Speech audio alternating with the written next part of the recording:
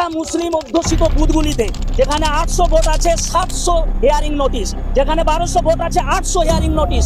পাশের বুথে হিন্দু অধ্যুষিত এরিয়ায় যেখানে 900 ভোট আছে 13টা মাত্র হিয়ারিং নোটিশ। এটা কিসের স্বার্থে? তার মাধ্যমে বোঝা যায় পশ্চিম বাংলার মুসলমানদের ভোটার অধিকার ছিনিয়ে নিয়ে বিজেপি আরএসএস মদতপুষ্ট বিজেপিকে বাংলার রাজত্ব সঁপে দিতে চাইছে। এটা কোনোদিন হতে পারে না। अस्सलाम वालेकुम गाइस, जय हिंद जय भारत।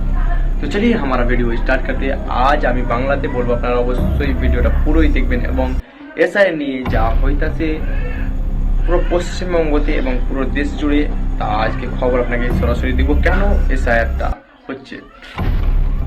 এবং আরএসএস এর দালালেরা সবসময় টাইপিং করতে থাকে যে মুসলিমদের জনসংখ্যা বাড়ছে এবং কমছে, কিন্তু এখন ভারতবর্ষের জনসংখ্যা মুসলিমদের 30% এবং সেই 20 বছর 30 বছর পর কিন্তু হয়ে যেতে পারে 50%-এর চাইতে বেশি। তাই জন্য আরএসএস এর দালাল যারা তারা চায় না কি তার মুসলিমরা ভারতবর্ষে বাড়তে থাকুক। তাই জন্য এনআরসি এবং এসআইআর এর মাধ্যমে এনআরসি রোধ করা তাদের এই ষড়যন্ত্র কামিয়াব হয়েছে এবং মুসলিমেরা না পড়ার কারণে আজকে মূর্খতায় ভুগতেছে এবং আরো ভুগবে যদি আরো মুসলিমরা পিছিয়ে যায়।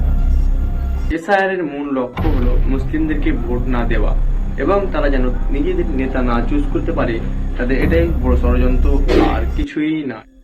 আর ভারতবর্ষের মাটিতে মুসলিমদের জনসংখ্যা দিনে দিন বাড়তেছে এবং পড়াশোনাতেও মুসলিমরা এগিয়ে যাচ্ছে এবং এটার জন্যই বিজেপি সরকার এবং আরএসএস এর দালাল যারা তারা এটাকে বন্ধ করার প্রচেষ্টা চালাচ্ছে এবং পশ্চিমবঙ্গে তারা এটা প্রচেষ্টা চালিয়ে যাচ্ছে এবং এটার জন্যই পশ্চিমবঙ্গে পড়াশোনার মানটা অনেকটাই কম এবং মুসলিমদেরকে ভোট না দেওয়ার একটা বড় ষড়যন্ত্র। কেননা পশ্চিমবঙ্গে 30% মুসলিম বসবাস করছে, এটা সবাই জানেন এবং এটার জন্য এখানে আপনার একটা কথা বলে আপনারা বিশ্বাস করবেন কি এটা সত্য কি মিথ্যা।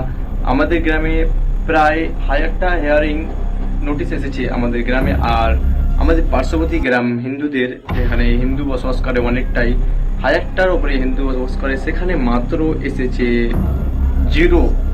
জিরো হেয়ারিং এসেছে। আর আমাদের মুসলিমদের জেলায় জেলায় এসেছে 1500, যেখানে 2000 ভোটার সেখানে এসেছে 1200 1300।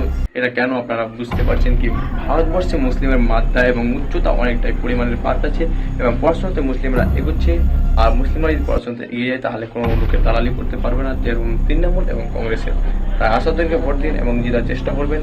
আর এসআইআর হলে মুসলিমদের জন্য এসআইআরটা করা হয়েছে, কেননা মুসলিমদের জনসংখ্যা অনেকটাই বাড়ছে ভারতবর্ষে।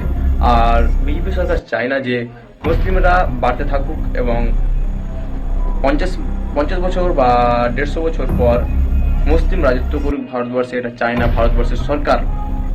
এবং আরএসএস এর দালালেরা সবসময় টাইপিং করতে থাকে যে মুসলিমদের জনসংখ্যা বাড়ছে এবং কমছে, কিন্তু এখন ভারতবর্ষের জনসংখ্যা মুসলিমদের 30% এবং সেই 20 বছর 30 বছর পর কিন্তু হয়ে যেতে পারে 50%-এর চাইতে বেশি। তাই জন্য আরএসএস এর দালাল যারা তারা চায় না কি তার মুসলিমরা ভারতবর্ষে বাড়তে থাকুক। তাই জন্য এনআরসি এবং এসআইআর এর মাধ্যমে এনআরসি রোধ করা তাদের এই ষড়যন্ত্র কামিয়াব হয়েছে এবং মুসলিমেরা না পড়ার কারণে আজকে মূর্খতায় ভুগতেছে এবং আরো ভুগবে যদি আরো মুসলিমরা পিছিয়ে যায়।